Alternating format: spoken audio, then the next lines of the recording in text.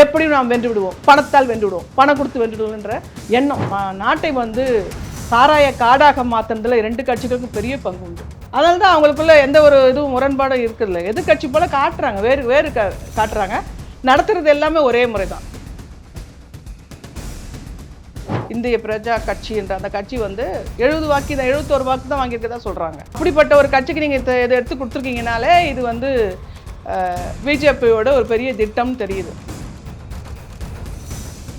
இங்கே அந்த கருப்பான ஒரு புள்ளியை வச்சு கொடுத்தா கூட அதை நாங்கள் மாற்றி நாங்கள் வந்து அந்த சின்னத்தை வெற்றி பெற செய்வோம். பிஜேபி பி டீம்ன்ற இதுவை இந்த எண்ணெயை கொண்டு வந்து அழிச்சிட்டாங்க.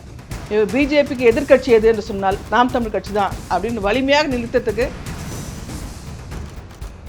அந்த மந்தவெளி டாஸ்மாக் கடையை ஒழிப்புன்னு சொல்லிட்டு தமிழச்சி தங்கபாண்டியன் வந்து போராட்டம் நடத்தினாங்க. இன்ன வரைக்கும் அந்த மந்தவெளி டாஸ்மார்க்கு மூடப்படலை. தமிழச்சி தங்கபாண்டியன் முதல் வாக்குறுதியாக கொடுத்துருக்காங்க தன்னுடைய பாராளுமன்ற தேர்தலில், அவளுக்குரிய உள் வசதிகளை செய்து கொடுப்பேன்ட்டு. இன்ன வரைக்கும் வசதிகள் செய்து கொடுக்கலன்னு மக்கள் பேசுகிறாங்க. நாங்கள் போனால் பேசுகிறாங்க. தென்சென்னை வேட்பாளராக நான் தமிழச்சி தங்கபாண்டியன் அன்னைக்கு தேர்தலுக்காக வந்ததோடு சரி. இதை சொன்னது யாருன்னா அந்த வீட்டில் வேலை செய்கிற பணிப்பெண் சொன்னாங்க. எல்லா திட்டங்களும் மத்திய அரசு திட்டத்தை செயல்படுத்திட்டாங்க. ஆனால் இன்ன வரைக்கும் வீட்டுக்கு குடிநீர் பெண், அதாவது எல்லா பாதியில் நிற்குது. ஏன் இந்த 5 ஆண்டுகளை செய்ய முடியல?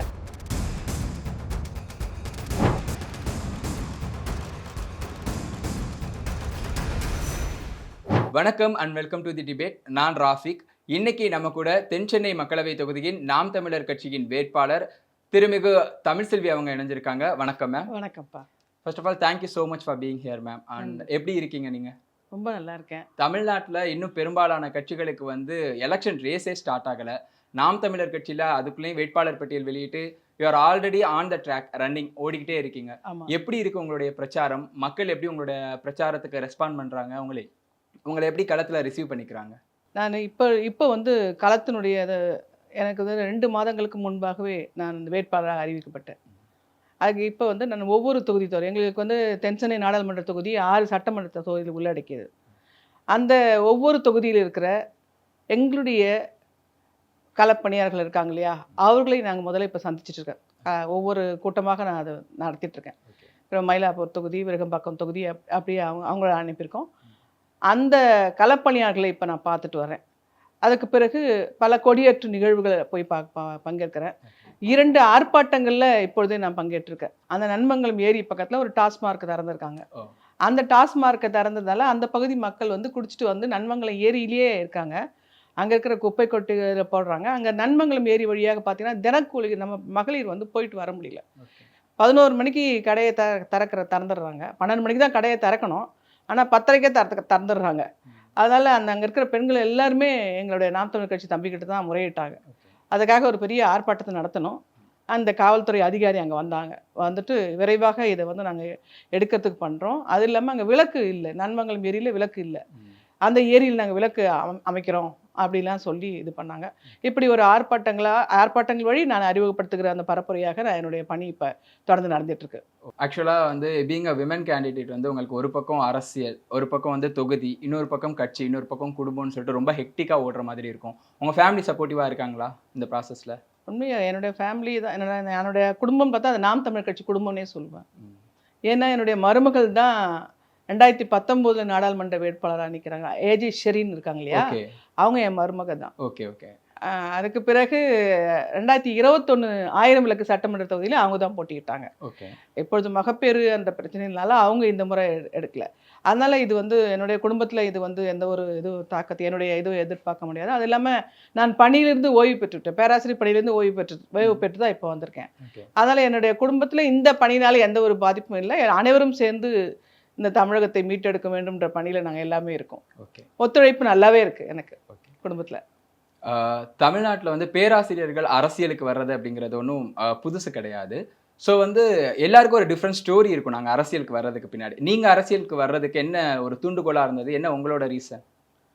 என்னோட அரசியல்னால எனக்கு வந்து ஒரு தொடக்கத்துலலாம் எனக்கு கிடையாது, அதுக்கிட்ட போகக்கூடாது அப்படின்ட்டு தான். ஏன்னா எண்ணமே அதுதான். நான் கல்லூரி படிக்கிற காலத்துலேருந்து, நான் ஓட்டு போட காலத்துலேருந்து வச்சுக்கோங்களேன், அந்த எண்ணம் தான் எனக்கு இருந்தது. அது ஒரு சாக்கடை. அது வந்து யாருமே அந்த படித்தவங்க யாரும் இல்லை. நம்மலாம் கல்வியாளர் போது கல்வியாளர் தான் நம்ம பார்த்துட்ருப்போம். எல்லாம் யார் வச்சுருக்காங்க அரசியலுக்கு வந்துருக்குன்னா சாராய கடை வச்சுருக்கு தான் அரசியலுக்கே வந்திருக்காங்க. அது நமக்கு நல்லா படிக்கிறோம் தெரிஞ்சுக்கிறோம் இல்லையா? அதெல்லாம் அது பக்கம் வேண்டாம் அப்படின்ற ஒரு போக்கு தான் எனக்கு இருந்தது. அந்த ஓட்டு போடுற அன்னியோட முடிஞ்சுது அந்த கதை. அன்னியோட என்னோட பணி முடிஞ்சுதான் நினச்சிட்டு தான் இருந்தேன் நானும். ஆனால் வந்து நம்ம அரசியலையே விரும்பாவிட்டாலும் நல்ல அரசியலை அமைக்க முடியாத சூழலை இங்கே கொண்டு வந்து நிறுத்திட்டாங்க ஒன்று. அதில் வந்து எனக்கு பெரும் பாதிப்பை ஏற்படுத்துவது வந்து ஈழப் போராட்டத்தில். ஈழப் போராட்டத்தில் நம்ம மக்கள் 1.5 லட்சம் மக்கள் கொன்று குவிக்கும் போது கூட ஒரு மனித சங்கிலி நடத்திவிட்டு திராவிட மாடல் ஆட்சி வந்து அதோடு அதை விட்டதால் எங்களுக்கு வந்து ரொம்ப எனக்கு ஒரு தனிப்பட்ட முறையில் எனக்கு பெரிய வருத்தமாக இருந்தது. அந்த மனித சங்கிலி நான் பங்கேற்றேன். அதுக்கு பிறகு பார்த்தீங்கன்னா இங்கே ராஜபக்சோட போய் கை குலுக்கணுது. அதை பார்க்கும்போது இன்னும் ஒரு கோபம் வருது. இப்படியாக என் மனசில் வலி இருந்துகிட்டே இருக்குது, என்னுடைய பார்வை போயிட்டே இருக்குது. 2010 நான் பல்லாவரத்தில் சீமானுடைய பேச்சை கேட்குறேன். அந்த பேச்சுக்கு கூட்டிகிட்டு போனதே என்னுடைய மகன் தான். என் மகன் பேர் பாவேந்தன். அவர் வந்து தொடக்கத்திலே சீமான் பேச்சை கேட்டதால் அம்மா நீங்கள் வாங்க போகணும்னு சொல்லி போனார். அதுக்கு முன்னாடி அவர் ஒரு போராட்டத்தில் கலந்துக்கிட்டு இருந்தார். இந்த இலங்கை தமிழருக்கான இது போராட்டத்தில் ரயில் மறிய போராட்டத்தில் கலந்துக்கிட்டு இருந்தார். அப்போ அவரோட போகும்போது நான் சீமானுடைய பேச்சை கேட்குறேன். இந்த பேராசிரியராக இருந்து கொண்டு நாங்கள் வரலாறு நடத்துவதோ இயற்பியல் நடத்துவதோ வேதியியல் நடத்துவதோ விட முக்கியம் நாட்டை மாற்றுவது அப்படின்னு நான் அன்றைக்கே உணர்ந்தேன். வந்திருக்கணும், முன்னாடியே வந்திருக்கணும். நான் 58 வயது தான், அப்போது 60 வயது ஆயிடுச்சு இல்லையா? அதில் அழகாக நான் இருந்தேன். மேலும் 2 ஆண்டுகள் பணியை முடிச்சுட்டு நான் இப்போ வந்தேன். அதனால் என்னோட தொடர் இதில் இருக்குது. அதுக்கு முன்னாடி வரைக்கும் என்னுடைய பங்களிப்பு இருந்தது. இப்பொழுது என்னுடைய நேரடிய தொடர்பால் நான் இங்கே இருக்கேன், வேட்பாளராக நிறுத்தப்பட்டிருக்கேன். ஓகே, நீங்கள் சொல்லும் போதே வந்து டிஎம்கே மேலே உங்களுக்கு ஒரு அதிருப்தி இருந்திருக்குன்றது தெரியுது. பட் வந்து என்டிகே கம்பேர் பண்ணும்போது ஏடிஎம்கேன்னு இன்னொரு திராவிட கட்சி இருந்துச்சு. நீங்கள் வந்து அரசியலுக்கு வரணும் அப்படின்னா அந்த கட்சிக்கு போயிருக்கலாம். என்டிகேவை பர்டிகுலராக நாம் தமிழர் கட்சியை சூஸ் பண்ணுறதுக்கான ரீசன் என்ன? பர்டிகுலராக இந்த கட்சியில் தான் நான் ஜாயின் பண்ண போகிறேன் அப்படின்ற மாதிரி. இல்லை, திராவிட கட்சிகள் அது நாங்கள் திராவிடம்னு சொல்கிறதுலே திமுக அதிமுகன்றது எனக்கு வேறுபாடு கிடையாது. அதில் எந்த ஒரு வேறுபாடும் இல்லை எனக்கு. பெரிய மாற்றங்களை ஒன்றும் அதிமுக செஞ்சிடல. அதனால் அதிமுகவுக்கு போகணுன்ற ஒரு எண்ணம்லாம் எனக்கு வந்ததே இல்லை. அம்மா ஜெயலலிதா அம்மையார் இருக்கும்போது கூட வந்ததில்லை. ஏனென்றால் அவர்கள் ஒரு பக்கத்தில் வந்து நம்ம இன்றைக்கு இருக்கிற பாரதிய ஜனதாவுடைய அந்த கொள்கைகள்லாம் ஏற்கப்பட்டவங்க தான். ஈழத்தமிழருக்காக சற்று சட்டசபையில் குரல் கொடுத்தாங்களே தவிர அதை தாண்டி அவங்களும் ஒன்றும் செஞ்சில்லை. அதோடு மட்டுமல்லாமல் இந்த நாட்டை வந்து சாராய காடாக மாற்றினதில் 2 கட்சிகளுக்கும் பெரிய பங்கு உண்டு. இப்போ பார்த்தீங்கன்னா அவங்க 2 பேரும் மறைமுகமாக கை குலுக்கிட்டு தான் இருக்கிறான்றதை நம்ம பார்க்குறோம். ஒருத்தர் சட்டசபையில் வேகமாக பேசிக்கிறாங்க, வெளில வந்து கை குலுக்கிக்கிறாங்க, ஒப்பந்தம் போட்டுக்கிறாங்க. அதனால தான் அவங்களுக்குள்ள எந்த ஒரு இதுவும் முரண்பாடும் இருக்குதுல்ல. எதிர்கட்சி போல் காட்டுறாங்க, வேறு காட்டுறாங்க. நடத்துறது எல்லாமே ஒரே முறை தான், ஒரே இதில் ஊர்லேயே மட்டை தான், ஒரே குட்டையில் ஒரே மட்டைகளை தான் அவங்க 2 பேருமே நான் பார்க்குறேன். ஓகே, நீங்கள் வந்து அந்த பிரச்சார கூட்டங்களில் பொதுக்கூட்டங்களில் நீங்கள் பேசுகிற வீடியோஸ் எல்லாம் பார்க்குறோம், ரொம்ப நல்லாவே பேசுகிறீங்க. இந்த பேச்சை கேட்டுட்டு உங்களுக்கு டிஎம்கே ஏடிஎம்கேலேருந்து ஏதாச்சும் அழைப்புகள் வந்துச்சு? அவங்கள வந்து அவங்க பார்ட்டியில் சேர்ந்துக்க சொல்லி அந்த மாதிரி ஏதாச்சும் அழைப்புகள்லாம் வருதா? இல்லை, அது போல் இதுவரை என்னை யாரும் அணுகலை. Okay okay. ஆக்சுவலாக வந்து உங்களோட பாலிடிக்ஸ், நீங்கள் பாலிடிக்ஸில் என்ட்ரானது அப்படிங்கிறது ரொம்ப ஒரு ஷார்ட் பீரியட் ஆஃப் டைம் தான் நீங்கள் உள்ளே வந்து. இப்போ வந்து நீங்கள் நிற்கிற இந்த தென்சென்னை மக்களவை தொகுதியில் வந்து இந்த திராவிட கட்சிகளுடைய பொட்டன்ஷியல் கேண்டிடேட் யாருன்னு பார்த்தீங்கன்னா, ஒருத்தவங்க வந்து தமிழச்சி தங்கப்பாண்டியன், இன்னொருத்தவர் வந்து ஜெயவர்தன். 2 பேருக்கும் ஒரு காமன் ஃபேக்டர் என்ன அப்படின்னா, ஒரு பொலிட்டிக்கல் லெகசி இருக்கவங்க. உங்களுக்கோ வந்து இன்னொரு பக்கம் வந்து ரொம்ப ஷார்ட் பீரியட் தான் நீங்கள் அரசியலில் இருந்திருக்கீங்க. இவங்க 2 பேரை எதிர்த்து நீங்கள் ஜெயிக்க முடியும்னு நினைக்கிறீங்களா? எந்த மாதிரியான பிரச்சார வியூகத்தை வந்து நீங்கள் முன்வைக்க போகிறீங்க இந்த 2 அரசியல் லெகசி உள்ளவங்களுக்கு எதிராக? அந்த 75 ஆண்டு காலம் மாறி மாறி ஆட்சி செய்ததாலேயே அவங்க வந்து பெரிய அடிக்கடி கண்ணில் தென்பட்டுறாங்க, நம்ம வந்து பார்த்துடுறோம். இன்னொன்று வந்து நாங்கள் மாற்றக்கூடிய ஒரு பெரிய ஒரு செய்தி என்னென்னா, பணம் படைத்தவர்கள் மட்டும்தான் இந்த இதுக்கு வர முடியுன்ற ஒரு எண்ணம் இருக்குது இல்லையா? அதை நாங்கள் மாற்றணும்னு நினைக்கிறோம்.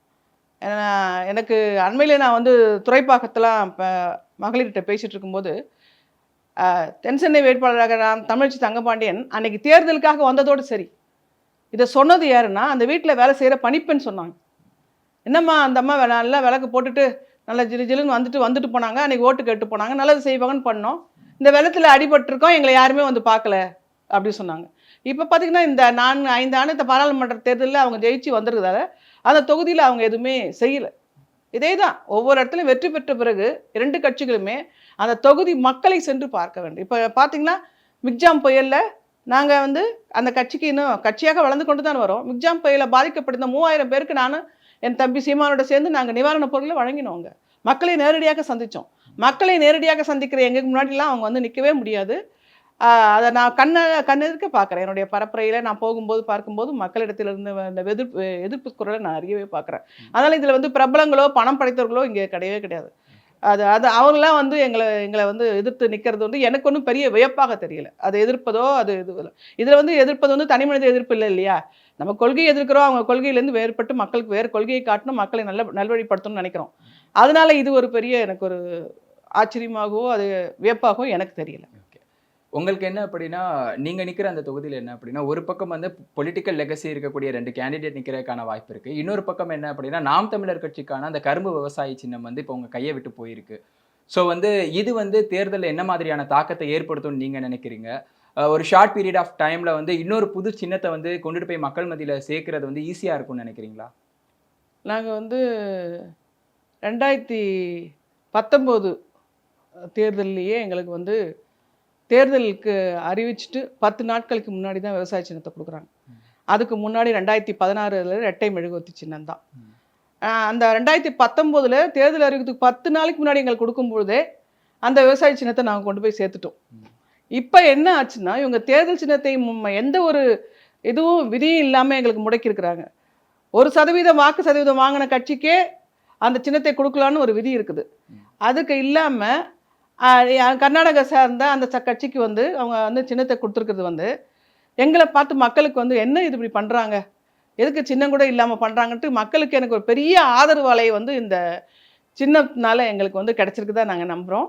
அதனால் எந்த சின்னம் கொடுத்தாலும் அதில் வந்து நாங்கள் வந்து எங்களுடைய தகவல் தொழில்நுட்பத்துறை உங்களுக்கே தெரியும் ரொம்ப பெருசாக இருக்கிறது எங்கள் இளைஞர்கள். அது எந்த சின்னம் முதல்ல இந்த சின்னத்தை நாங்கள் பெறுவோம். ஏன்னா நீதிமன்றத்தில் இன்னும் முடியல. சின்னத்தை கட்டாயம் பெறுவோம். அவ்வாறு பெற இயலாவிட்டாலும் கூட 2019 10 நாளுக்கு முன்னாடி நீங்கள் என்ன எனக்கு இரட்டை விவசாய சின்னம் கொடுத்தா போது இங்கே இந்த கருப்பான ஒரு புள்ளியை வச்சு கொடுத்தா கூட அதை நாங்கள் மாற்றி நாங்கள் வந்து அந்த சின்னத்தை வெற்றி பெற செய்வோம். ஆக்சுவலாக இப்போ கரும்பு விவசாயி சின்னம் இல்லை அப்படிங்கிற பட்சத்தில் உங்களோட ஆப்ஷனாக என்ன இருக்குது? அடுத்து இந்த சின்னம் கிடைச்சா நாங்கள் வந்து சீக்கிரமே மக்கள்கிட்ட போய் சேர்ந்துடலாம் அப்படின்ற மாதிரி ஏதாச்சும் ஆப்ஷன் வச்சுருக்கீங்களா? உங்களுடைய தலைமை அந்த மாதிரி ஏதாச்சும் கோரிக்கையை வந்து தேர்தல் ஆணையத்துக்கு வச்சுருக்காங்களா? இதுவரை தலைமை அந்த மாதிரி கோரிக்கை வைக்கல. அது அந்த செய்தி வந்து தலைமைக்கு தான் தெரியும். இன்னும் அது எனக்கும் தெரியல. அப்படி ஒரு கோரிக்கையை நாங்கள் வைக்கல. இப்பொழுது மீண்டும் விவசாய சின்னத்தை பெறுவது மட்டும் தான் எங்களுடைய நோக்கமாக இப்போதைக்கு இன்றைக்கிற நிலை பற்றி.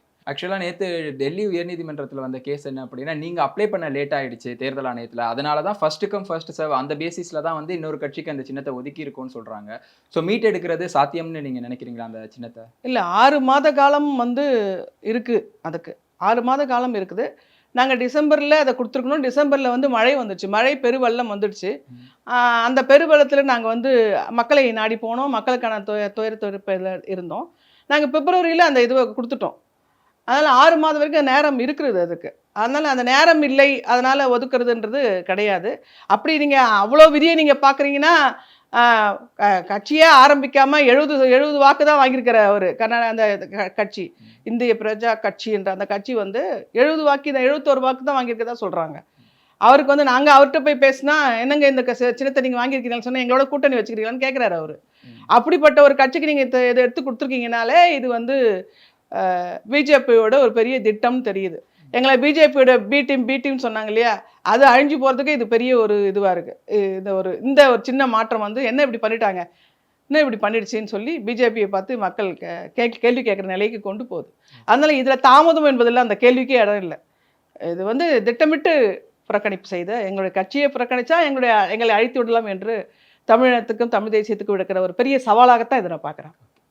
ஆக்சுவலாக சிம்பிள் அப்பார்ட் வந்து என்னென்னா, கட்சியில் நாம் தமிழர் கட்சிக்கு இருக்கக்கூடிய இன்னொரு மிகப்பெரிய சவால் என்ன அப்படின்னா, கட்சியுடைய முன்னணி தலைவர்களாக இருக்கக்கூடிய சில பேர் வீட்டில் வந்து ரீசெண்டாக வந்து மத்திய புலனாய்வு அமைப்புகள் வந்து ரைட் போய்கிட்டே இருக்காங்க. இது வந்து தேர்தலில் எந்த மாதிரியான ஒரு பாதிப்பை ஏற்படுத்துமா? இல்லை நீங்கள் மக்களை சந்திக்கிறீங்க, மக்களோட ரெஸ்பான்ஸ் வந்து எப்படி இருக்குது உங்ககிட்ட? முன்னாடி மாதிரி அவங்க ரொம்ப சேர்ஃபுல்லாக அவங்கள வெல்கம் பண்ணுறாங்களா, இல்லை அவங்களோட நடவடிக்கையில் எதுவும் மாற்றம் இருக்கா? அதாவது தமிழ்நாட்டில் தமிழ் தேசியம், தமிழ் இனம், மொழி அப்படின்னு எடுத்துகிட்டு போகிற கட்சிக்கு அழிக்கணும்னு நினைக்கிறது தான் திராவிட கட்சிகள். அந்த திராவிட கட்சிகள் வந்து என்ன செய்யுதுன்னா, இந்த தேசிய புலனாய்வு முகமை மூலமாக, அதாவது ஊடக வலிமை இருக்குது. என்ஐஏ வந்துச்சுன்னும் போது ஒரு எல்லாருக்குமே வந்து மேம்போக்காக செய்தித்தாளை படிக்கிறவங்களும், மேம்போக்காக அந்த தொலைக்காட்சி உரையாடலை கேட்குறவங்களுக்கும் ஏதோ ஒரு பெரிய குற்றம் செஞ்சுட்டோம். முன்னாடி விடுதலை புலிகள் ஆதரவுன்னு சொன்னாங்க இல்லையா? அதே மாதிரி குற்றம் செஞ்சதாக பார்க்கக்கூடிய ஒரு நிலையை கொண்டு வந்து நிறுத்துறாங்க. அந்த இதுலேயும் நாங்கள் வந்து என்ஐஏல போயிட்டு நாங்கள் வந்து அதை கருத்தை சொல்லிட்டு திரும்ப வந்து எங்களுக்கு வந்து எந்த ஒரு பாதிப்பும் இல்லைன்றதை நாங்கள் காமிச்சிருக்கோம். அவர்களும் அது வந்து சாட்டை துறைமுகத்துலேருந்து இடும்பாவனம் கார்த்திக்லேருந்து அனைத்தும் விசாரிச்சுட்டு எதுவுமே இல்லைன்னு சொல்லிட்டு இது பண்ணியிருக்கோம். அதை நிரூபிச்சுட்டு வந்திருக்கோம். அதனால் அந்த இப்போ என்னென்ன அவர்கள் எடுக்கிறார்களோ, தமிழ் தேசிய கொள்கையை வெளிப்படுத்துகிற நாம் தமிழர் கட்சியை எந்தெந்த முறையெல்லாம் அடக்கணும்னு நினச்சி அவங்க ஒன்று கொண்டு வராங்களோ, அது எல்லாமே எங்களுக்கு சாதகமாகத்தான் அமைகிறது. ஏன்னா எல்லாம் அடுத்த நிலையில் நாங்கள் கொண்டு வந்துடுறோம். அதை என்ஐஏல போயிட்டு வந்த இடும்பாவனம் கார்த்திக் பேசுகிறதும், சாட்டை துரைமுருகன் பேசுகிறதும் அவங்க வெளிப்படுத்துகிற செய்திகள்லாம் அது தெரியுது. அதனால் அந்த நிலை வந்து பொதுமக்கள் இடத்த நான் பார்க்கல. நான் பார்க்குற இன்னும் அந்த பரப்புரையில் நேரடியாக இன்னும் நான் போய் பார்க்கும்போது, நான் பார்க்குற அந்த பார்வையாளர் வந்து என்ன இப்படி பண்ணுறாங்க, ஏன் இப்படி பண்ணுறாங்க, நம்ம கட்சிக்கு மட்டும் ஏன் பண்ணுறாங்க, அதான் முன்னாடி எங்கள் கட்சின்னு சொல்லிட்டு இருந்தவங்க நம்ம கட்சின்ற அளவுக்கு வந்துட்டாங்க. ஸோ விவசாய சிம்பல் போறப்ப வந்து அந்த ஆதரவு அலை மாதிரி இதுக்கும் என்ஐஏ ரைடுக்கு ஒரு ஆதரவு என்ஐஏ ரைடுக்கு எங்களுக்கு ஆதரவு அலை தான் வந்திருக்கு. பிஜேபி பி டீம் இதுவை இந்த என்ஐஏ கொண்டு வந்து அழிச்சிட்டாங்க. பிஜேபிக்கு எதிர்கட்சி எது என்று சொன்னால் நாம் தமிழ் கட்சி தான் அப்படின்னு வலிமையாக நிறுத்தத்துக்கு இந்த என்ஐஏ ரெய்டு காரணமாயிடுச்சு. இந்த சின்னம் பறிப்பு என்ற அந்த முயற்சி தான் நடந்திருக்கு, வெற்றி பெறல, அதுவும் காரணமாக அமைஞ்சிருக்கு. இப்போ உங்களுடைய கான்ஸ்டியூன்சில நீங்க முன் வச்சு உங்களோட பிரச்சாரத்தை எடுத்துட்டு போறீங்க இல்லையா? என்ன மாதிரியான ஒரு ஃபியூ பாயிண்ட்ஸ் வந்து நீங்க முன்னாடி வச்சு உங்களோட பிரச்சாரத்தை எடுத்துட்டு போறீங்க? உங்களோட ஃபோக்கஸ் பாயிண்ட் இதுதான்ப்பா என்னோட ஃபோக்கஸ் பாயிண்ட், இதை வச்சு தான் நான் மக்களை போய் சந்திக்கிறேன் அப்படிங்கிற மாதிரி என்னென்ன ஃபோக்கஸ் பாயிண்ட்ஸ் நீங்கள் வச்சுருக்கீங்க? தென் சென்னை என்பது ஒரு பரந்துபட்ட ஒரு தொகுதி. இது மிகப்பெரிய பணக்காரங்களும் ஒரு பக்கத்தில் இருக்காங்க, அதே மாதிரி வறுமை கோட்டுக்கு கீழே இருக்க மக்களும் இருக்கிறாங்க. இவங்க 2 பேருமே சந்திக்கிற ஒரு பெரிய பிரச்சனை என்னென்னா போக்குவரத்து நெரிசல், சுகாதாரக்கேடு. இது 2மே வந்து இருக்குது. அடுத்து வந்து அதை நான் வந்து ரொம்ப முதல் பிரச்சனையை நான் அதை பார்க்குறேன். அதை எப்படி குறைக்கிறதுன்ற நடவடிக்கை எடுக்கணும்னு நினைக்கிறேன். அடுத்து பார்த்திங்கன்னா இந்த வடிகால் அமைப்பு, கழிவுநீர் வடிகால்னு இருக்குது, மழைநீர் வடிகால்னு இருக்குது. அந்த கழிவுநீர் வடிகால் போகிற அந்த பாதையுடைய தன்மை இன்னும் சரியாக பண்ணலை. 4000 கோடி செலவு பண்ணாங்கன்னு சொல்கிறாங்க தவிர அதற்கேற்ற செயல் திட்டங்கள் வகுக்கப்படவே இல்லை. அந்த நிலையை நான் போக்கணும்னு பார்க்குறேன். அந்த மழை நீர் தேங்காமல் இருக்கிறது, அதுக்கு காரணம் ஆக்கிரமிப்புக்கு காரணம் அலட்சியம். மக்களை எந்த நேரத்தில் எங்கே குடியிருக்க, இப்போ போய் அந்த ஏரிக்குள்ளே உட்காந்து நாராயணபுரம் ஏரி பக்கத்தில் குடியிருப்பு கட்டியிருக்காங்க, அவங்கள போய் நீங்கள் மாற்றணும்னா இயலாது. அதுக்கு முன்னாடி அதை பண்ணியிருக்கணும். அது ஏரி பகுதி, அந்த இடத்துல குடியிருப்பு வேண்டான்னு சொல்லியிருக்கோம். அந்த இடத்துக்கு பட்டா கொடுத்தது எந்த நகராட்சி பட்டா கொடுத்தது? அந்த நகரத்து பண்ணி பட்டாவை கொடுத்து படித்தவர்களே அதில் வந்து வாங்கிட்டு இருக்கும்போது அவங்களை எந்த குடியிருப்பை எப்படி அகற்றுவது? அதனால் மிகப்பெரிய ஒரு சிக்கலை நாங்கள் எதிர்நோக்க தான் செய்வோம். அந்த சிக்கலை நம்ம சிறப்பாக நாங்கள் செய்வோம்.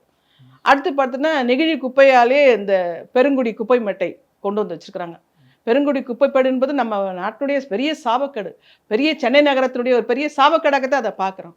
அந்த பெருங்குடி குப்பை மேடை அகற்றுவதை பற்றி இப்போ பேசணும். அப்புறம் பள்ளிக்கரணை சதுப்பு நிலம், அதை நீங்கள் வந்து மீட்டெடுக்காட்டா இனி வந்து சென்னை நகரம் வந்து 657 உயிரினங்கள் வாழ்கிறது. அதனை பற்றி சுற்றுப்புற சூழல் ஆர்வலர்கள்லாம் பேசுகிற அந்த தன்மையெல்லாம் யோசித்து பார்க்கிற பொழுது ஒரு அரசியல்வாதி என்பவன் அரசை மட்டும் நடத்துகிறவனாக இருக்கக்கூடாது, பல துறை அறிவாளிகளாக இருக்கணும். சுற்றுப்புற சூழல் அறிவு இருக்கணும், வரலாற்று அறிவு இருக்கணும், பரப்பளவு பற்றி அறிவு இருக்கணும், எல்லாத்துடைய அறிவு இருக்கும். இங்கே அப்படி இல்லை. ஒரு தலைமை, அந்த தலைமை கீழே இருக்குது. அதாவது இன்னொரு இந்த தொகுதியுடைய எது சொல்கிறதுக்கு முன்னாடி டாஸ்மார்க் பொருளாதாரம் தான், அது இல்லாட்டா ஆட்சியே நடக்காதுன்னு மக்களை நம்ப வைத்திருக்கிற ஒரு கொடுமை இருக்குது பார்த்தீங்களா? அந்த கொடுமை என்பது மக்களையே அழிப்பதற்கு சமம். உங்கள் மகன் வந்து உன்னுடைய வீட்டு வாசலில் குடிச்சிட்டு குடல் வெந்து கடந்தா ஒரு தந்தையுடைய மனசு எப்படி இருக்குன்னு அவங்க நினச்சி பார்க்கல. அதனால் ஆனால் அப்படி ஒவ்வொருத்தரோட வீட்டு விலையும் இருக்குது. அந்த குடியை ஒழிக்கிற அந்த டாஸ்மார்க் கடையில் ஒழிக்கணும். அந்த மந்தவெளி டாஸ்மார்க் கடையை ஒழிப்போன்னு சொல்லிட்டு தமிழச்சி தங்கபாண்டியன் வந்து போராட்டம் நடத்தினாங்க. இன்ன வரைக்கும் அந்த மந்தவெளி டாஸ்மார்க் மூடப்படலை. இப்படி சொல்லிக்கொண்டே போகலாம். பல பிரச்சனைகள் இருக்குது. சில இடங்களில் குடிநீர் இணைப்பு எல்லாம் தந்துட்டாங்க, பட்டா கொடுக்கல. இதெல்லாம் இந்த குடிசை மாற்று வீரியர்கள் கண்ணகி நகர்லேருந்து பயிர்த்து எடுத்துகிட்டு வந்து பெரும்பாக்கம் குடிசை மாற்று வீரியத்தில் வீடுகள் கட்டியிருக்காங்க. தமிழச்சி தங்கப்பாண்டியன் முதல் வாக்குறுதியாக கொடுத்துருக்காங்க தன்னுடைய பாராளுமன்ற தேர்தலில். அவளுக்குரிய உள் வசதிகளை செய்து கொடுப்பேன்ட்டு. இன்ன வரைக்கும் வசதிகள் செய்து கொடுக்கலன்னு மக்கள் பேசுகிறாங்க. நாங்கள் போனால் பேசுகிறாங்க, மக்கள் செய்து கொடுக்கலன்னு பேசுகிறாங்க. இந்த ஜல்ஜீவன் மத்திய அரசின் திட்டத்தின் கீழே, ஜல்ஜீவன் திட்டத்தின் கீழே சைதாப்பேட்டை, மேடவாக்கம் இந்த பகுதியெல்லாம் தண்ணீர் வரத்துக்கு, மேலச்சேரிக்கெல்லாம் தண்ணீர் வரத்துக்கு எல்லா திட்டங்களும் மத்திய அரசு திட்டத்தை செயல்படுத்திட்டாங்க. ஆனால் இன்ன வரைக்கும் வீட்டுக்கு குடிநீர் அதாவது எல்லாம் பாதியில் நிற்குது. ஏன் இந்த 5 ஆண்டுகள் செய்ய முடியல? முடிச்சிருக்கணும், முடிச்சுட்டு இப்போ வந்திருக்கணும் தேர்தலுக்கு. ஏன் செய்ய முடியல? ஏன் நிற்குது அங்கே? எப்படியும் நாம் வென்று விடுவோம், பணத்தால் வென்று விடுவோம், பணம் கொடுத்து வென்று விடுவோம்ன்ற எண்ணம். அதனால் ஜல்ஜீவன் திட்டமும் இன்னும் நிறைவேற்றப்படாமல் இருக்குது. மக்கள் சொல்கிறாங்க குடிநீர் இணைப்பு கூட கொடுக்கவே இல்லை, வீட்டுக்கு கொடுக்கல. அங்கே திட்டம் வந்தாச்சு, செஞ்சாச்சு, வீடுகளுக்கான இணைப்பு இன்னும் தரப்படவில்லை. இப்படி பல குறைகள் அங்கே இருக்குது. நான் சந்தித்த போது அதையெல்லாம் படிப்படியாக மாற்ற வேண்டும் என்ற திட்டத்தை நான் மனசில் வச்சுருக்கேன். இப்போ வந்து ஒரு hypothetical question, if you were elected an MP, நீங்கள் வந்து எம்பியாக எலெக்ட் ஆகிட்டு பார்லிமெண்ட்டுக்கு போகிறீங்க அப்படின்னா, நீங்கள் இப்போ இவ்வளோ நேரம் நீங்கள் சொன்னதெல்லாம் மக்கள்கிட்ட பேசுகிறது, நேரடியாக மக்களுக்கும் உங்களுக்குமான அந்த மக்கள் பிரதிநிதிங்கிறத நீங்கள் எஸ்டாப்ளிஷ் பண்ணுறதுக்காக பண்ணுறது. பட் எம்பி அப்படிங்கிறவங்க வந்து என்ன அப்படின்னா நாட்டோட பாலிசி மேக்கர். ஸோ வந்து நீங்கள் ஒரு எம்பி ஆகிட்டீங்க அப்படின்னா உங்களுடைய ஃபஸ்ட்டு அட்ரஸ், உங்களோட கன்னி பேச்சில் வந்து நீங்கள் எதை பற்றி பார்லிமெண்ட்டில் பேசணும்னு நினைக்கிறீங்க? எந்த ஒரு இஷ்யூவை ஃபோக்கஸ் பண்ணி நீங்கள் அட்ரஸ் பண்ணணும்னு நினைக்கிறீங்க பார்லிமெண்ட்டில்?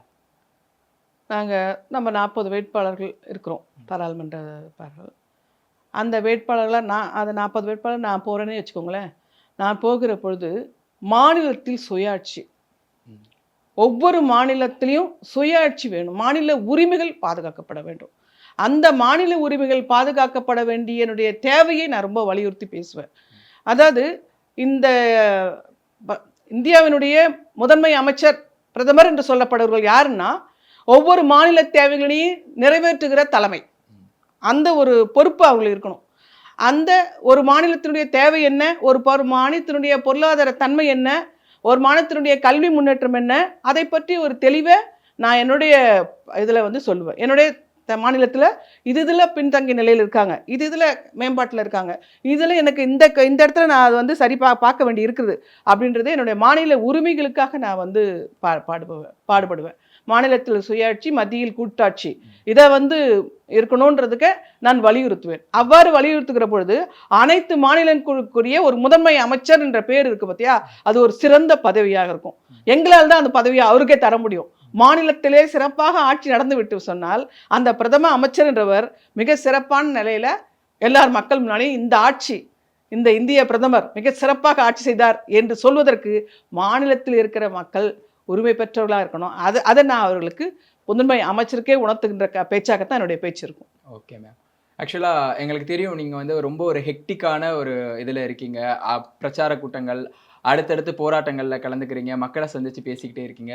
இவ்வளோ ஒரு பிஸியான ஸ்கெடியூலில் வந்து எங்களுக்காக நேரம் ஒதுக்கி வந்து இன்டர்வியூ கொடுத்ததுக்கு ரொம்ப நன்றி மேம். எனக்கும் நல்ல ஒரு வாய்ப்பை கொடுத்து என்னுடைய தொகுதியை பற்றி என்னை பற்றியும் பேசுறதுக்கு வாய்ப்பு கொடுத்ததுக்கு உங்களுக்கும் மிகுந்த நன்றியை கொடுக்கும். நன்றி, வணக்கம்.